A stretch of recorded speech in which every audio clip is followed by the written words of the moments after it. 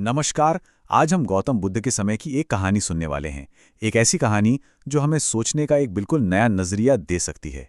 यकीन मानिए, ये कहानी आपको सोचने पर मजबूर कर देगी। तो ये सिर्फ एक लाइन नहीं है ना? ये एक ऐसा स्टेटमेंट है जो हमें सीधे कहानी के दिल में ले जाता है। ये हमें एक तरह से चैलेंज करता है कि भाई, अपने सारे प्री कंसीव्ड नोशंस जो भी पहले से सोच रखा है उसे साइड में रखिए और खुले दिमाग से सुनिए। तो चलिए शुरू करते हैं और देखते हैं इस कहानी में क्या खास है। तो चलिए चलते हैं प्राचीन भारत के एक बहुत ही खुशहाल और कह सकते हैं वाइब्रेंट राज्य में, जिसका नाम था वैशाली। और यहीं हमारी मुलाकात होती है आम्रपाली से, एक ऐसी महिला जिनके हुस्न और शोहरत के चर्चे पूरे राज्य में थे। अब ये जो शब्द है नगरवधु, इसको समझना बहुत जरूरी है। देखिए, ये सिर्फ एक टाइटल नहीं था, ये उनकी पावर, उनके इन्फ्लुएंस का सिंबल था।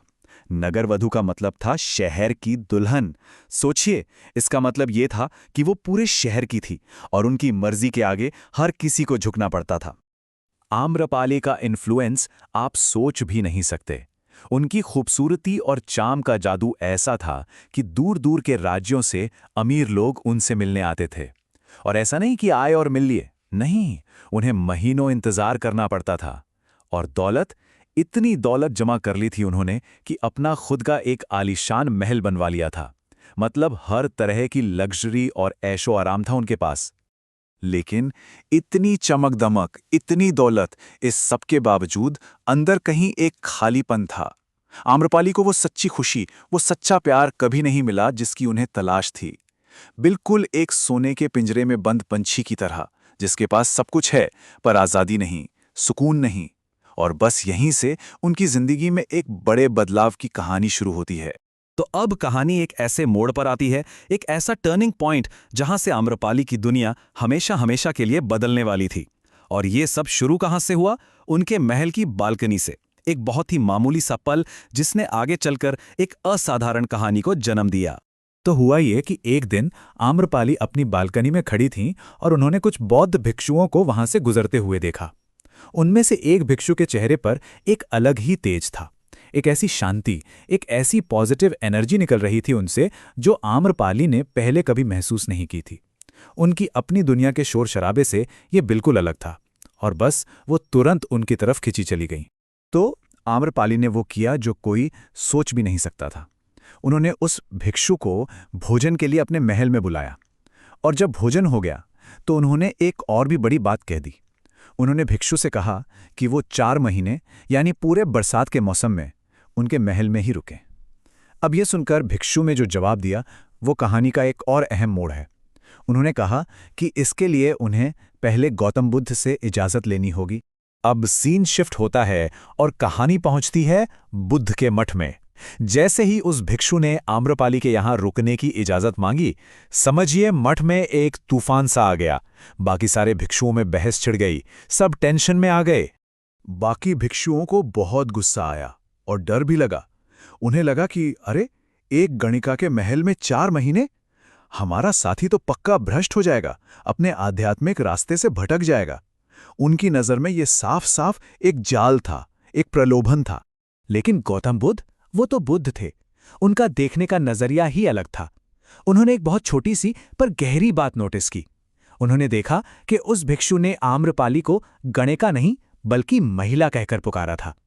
बुद्ध समझ गए कि भिक्षु के मन में उस महिला के लिए कोई वासना या जजमेंट नहीं बल्कि सम्मान है।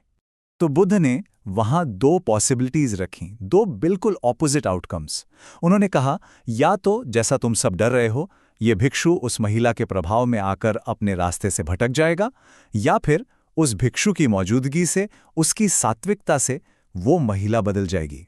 और यहीं पर कहानी का सबसे बड़ा सवाल खड़ा हो जाता है, कौन किसको बदलने वाला है? तो अब इंतजार की घड़ियां शुरू होती हैं। बुद्ध की इस परीक्षा का नतीजा क्या होगा? क्या भिक्षुओं का डर सच होगा या बुद्ध की दूरदृष्टि? 4 महीने बाद आखिर क्या हुआ, ये जानने की बेचैनी बढ़ जाती है ना? जरा एक पल के लिए सोचिए, क्या हुआ होगा उन 4 महीनों में? किसकी जीत हुई होगी, भ्रष्टाचार की या परिवर्तन की? और फिर 4 महीने बाद वो दिन आया। वो भिक्षु मठ में वापस लौटा, पर अकेला नहीं। उसके साथ आम्रपाली भी थी। लेकिन ये वो आम्रपाली नहीं थी जिसे दुनिया जानती थी। उसने अपने कीमती कपड़े, अपने गहने, सब कुछ त्याग दिया था और एक भिक्षुणी की तरह भगवा वस्त्र पहन रखे थे। वो पूरी तरह से बदल चुकी थी, एक बिल्कुल नई इंसान बन चुकी थी। और ये सिर्फ कपड़ों का बदलाव नहीं था, बिल्कुल नहीं। आम्रपाली ने अपना वो आलीशान महल, अपनी सारी दौलत, अपनी पूरी पुरानी जिंदगी, सब कुछ पीछे छोड़ दिया था। वो बुद्ध के संग में शामिल हो गईं और आगे चलकर चेतना यानी एनलाइटमेंट पाने वाली पहली महिला बनी। सोचिए कितना बड़ा, कितना हिस्टोरिकल मोमेंट रहा होगा। तो इस कमाल की कहानी से हमें आखिर सीखने को क्या मिलता है? खासकर हमारी संगति, मतलब द कंपनी वी कीप, उसके बारे में ये कहानी क्या कहती है?